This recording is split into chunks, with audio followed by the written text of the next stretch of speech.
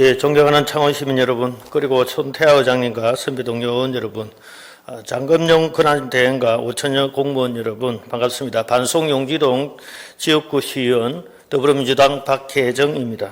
오늘 저는 반지민원센터 재건축 사업이 충분한 타당성을 확보하고도 장기간 추진되지 못하고 있는 문제를 정책의 일관성과 행평성이라는 관점에서 말씀드리고자 합니다.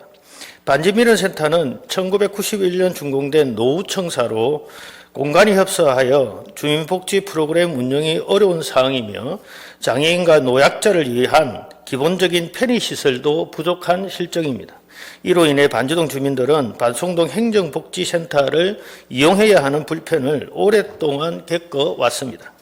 이러한 문제는 이미 지난 22년에 시행된 타당성 및 기본 구상 용역을 통해 신축이 필요하다는 결론이 공식적으로 도출된 사안입니다. 또한 정축이나 리모델은 비용 대비 효과가 낮고 주민 요구를 충족하기가 어렵다는 점도 확인되었습니다. 즉, 이 사업은 필요성, 타당성, 주민 수요까지 모두 검증이 완료된 사업입니다. 그럼에도 불구하고 현재 사업 진행률은 0%에 머물러 있으며 투자심사와 설계 등 주요 행정 절차 역시 제대로 이행되지 못하고 있습니다. 여기서 저는 정책 추진의 일관성과 행평성 측면에서 한 가지 짚고자 합니다. 창원시는 같은 시기 유사한 문제를 가진 다른 지역의 행정복지센터에 대해서는 정상적으로 신축을 추진해 왔습니다. 진해구 석동 행정복지센터는 노후와 공간 부족 문제를 해결하기 위해 착공되어 사업이 진행되었고, 마산 하포구 만월동 행정복지센터 역시 계획에 따라 공사가 추진되어 주민들에게 행정서비스 제공 기반을 마련하고 있습니다. 이들 사업 역시 노후청사 개선과 주민 편의 정진이라는 동일한 정책적 필요에서 출발한 것입니다. 그렇다면 같은 기준과 같은 필요성을 갖고 있는 반지민원센터 사업 역시 유사한 기준과 속도로 추진되는 것이 정책적으로 타당한 것이 아니겠습니까? 정책은 특정 지역이나 시기에 따라 달라지는 것이 아니라 일관된 기준과 원칙 속에서 추진될 때 신뢰를 얻을 수가 있습니다.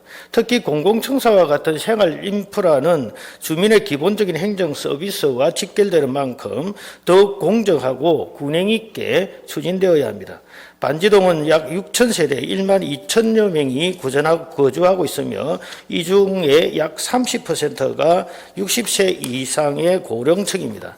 또한 반지민원센터는 반지동뿐만 아니라 반송동 주민들까지 포함해서 약 4만 명이 함께 이용하게 될 중요한 공공시설입니다.